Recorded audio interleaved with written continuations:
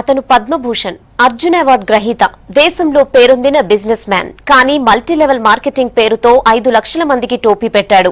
Hong Kong అడ్డాగా QNet multilevel marketing సంస్థ పేరుతో కోట్ల రూపాయలు దోచుకున్నాడు. ఈ స్కామ్ లో ప్రధాన నిందితుడు మైకేల్ ఫెరారియల్ తో పాటు మరో 3 డైరెక్టర్లను కూడా అరెస్ట్ చేశారు సిసిఎస్ పోలీసులు.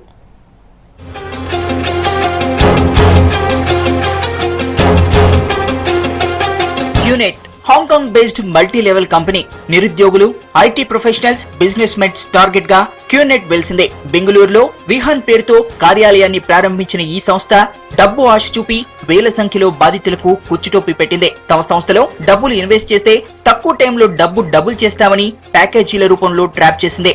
చైన్ సిస్టమ్ మార్కెటింగ్ తో నమ్మించి వేలు లక్షలు వసూలు చేసింది సంస్థ.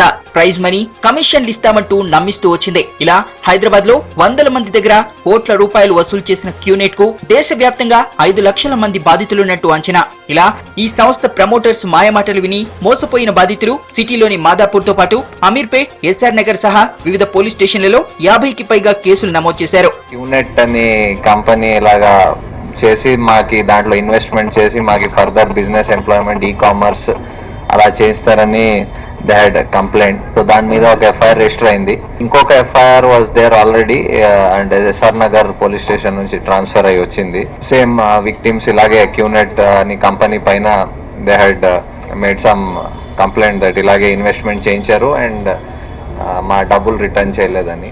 క్యూనెట్ బాధితుల ఫిర్యాదుతో రంగంలోకి దిగిన సిసిఎస్ పోలీసులు హాంకాంగ్ అడ్డాగా సాగుతున్న స్కామ్ మూలాలు బయటకు తీశారు. సిసిఎస్ స్పెషల్ టీమ్స్ ఇప్పటికే హైదరాబాద్ కు చెందిన 4 ఏజెంట్లను గత నెలలో అరెస్ట్ చేశాయి. దీంతో పాటు ఈ చీటింగ్ కేసులో ప్రధాన నిందితుడైన మైకేల్ జోసెఫ్ పెరియర్ తో పాటు బెంగళూరుకు చెందిన నోజర్ దేశాయ్, బాలాజీ శ్రీనివాసరావులను అరెస్ట్ చేశారు. ఇదే తరహాలో 7,000 కోట్ల మల్టీ లెవెల్ మార్కెటింగ్ స్కామ్ కేసులో ముంబై జైల్లో ఉన్న ఈ 4 పీటీ వారెంట్ పై తీసుకొచ్చి నాంపల్లి కోర్టులో ప్రొడ్యూస్ చేశారు సిసిఎస్ పోలీసులు. కేసు ఇన్వెస్టిగేట్ చేసినాక few months before I think about 4 members కి అరెస్ట్ చేయడం జరిగింది.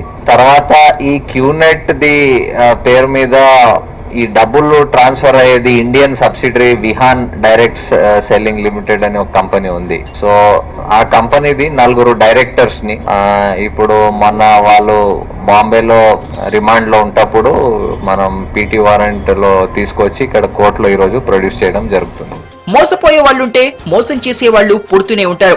జనం అత్యాసే ఇలాంటి మోసగాళ్లకు బలం అంటున్నారు పోలీసులు. అందుకే మల్టీ లెవెల్ మార్కెటింగ్ కంపెనీలతో అప్రమత్తంగా ఉండాలని సూచిస్తున్నారు.